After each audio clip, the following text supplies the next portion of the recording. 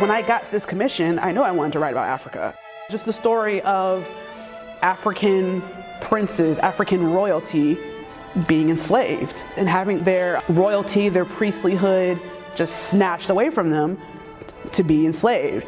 I came at it not as, I'm a Black woman, we're doing something for Juneteenth. I came as a incredibly complex cornucopia human who wanted to write something that just felt right.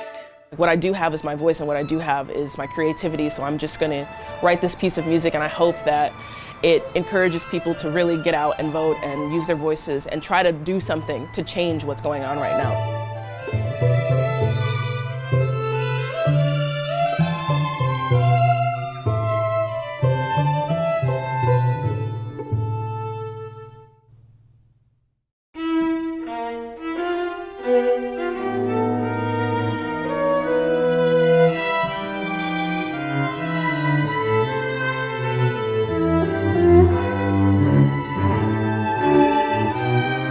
I started just kind of teaching myself.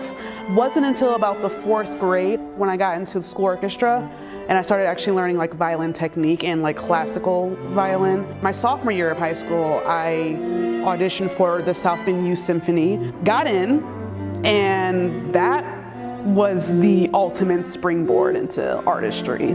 That opened up so many doors. I was around other kids who had very similar artistic passions as I did, playing Beethoven and like Bach and Mendelssohn and all of the great composers you can think of. And it was like a whole new world had opened up to me.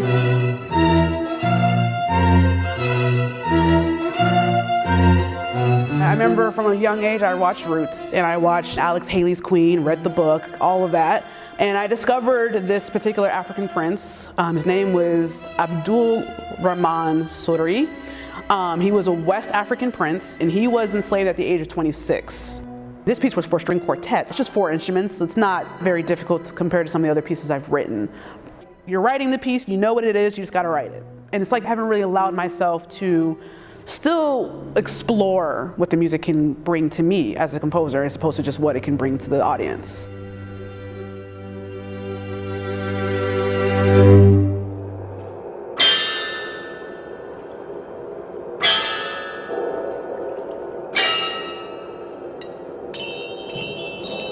As a child, I had biofeedback, which is very weird.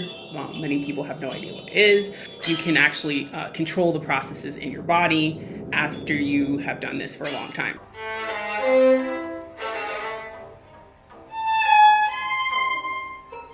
You're standing on the side of the first views of the freedom. I can't do that with performers, but I like that idea that you can create a system where the performers are inevitably going to be opening new neurological points, like patterns. They're not used to interfacing with material in this way. The term New Renaissance artist was something that I developed because composer doesn't fill the totality of who I am as a human and who I am as an artist. Nobody can ever steal my music because there is no one way to perform it. I'm really interested in what happens in the mind on stage. So if you're going to involve a human, you're going to involve living things, it's more interesting to create works that really are these neurological think pieces.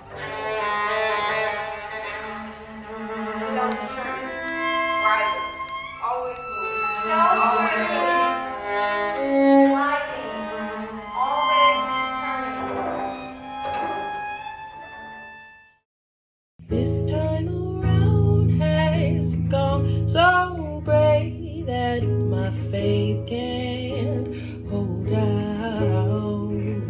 I started learning how to make music when I was 11, joined my middle school orchestra, kind of started learning how to songwrite and sing and compose in high school. During my undergrad, I studied jazz and music composition and ended up being like the first African-American woman to get a composition degree from Michigan State when I graduated, and the first student to ever get composition and jazz degree at the same time.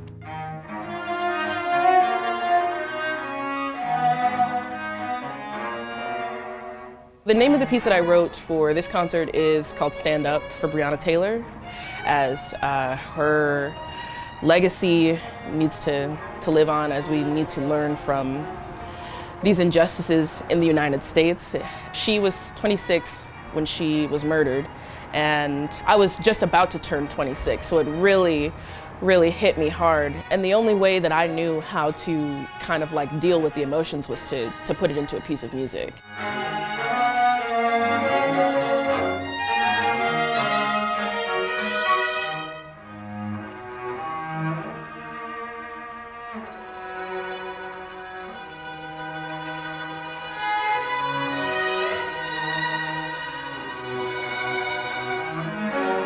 My hopes and expectations after hearing the piece today is that people feel uplifted and people feel somewhat connected to feeling hope for the future. Because while it is about like activating people to do something in the present, like you have to act now for something to change in the future. It's very hard to show up in a space where you're traditionally not seen, and historically there hasn't been space made for your voice, especially in the music industry. Try to, resurge some part of the history of your people into this space and into music.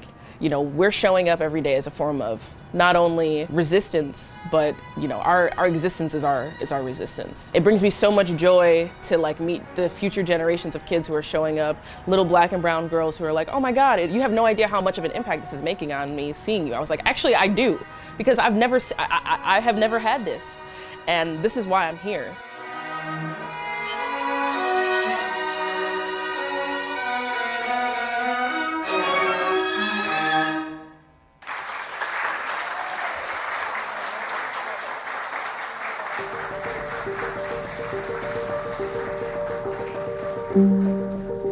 There's a certain way that Black composers write emotions in their music, and it's that much more powerful to play that music because I also can tap into those emotions and I know what they're, kind of pulling from when someone is there and this is their piece. It's kind of cool to be able to showcase somebody who can be there to help you showcase their piece.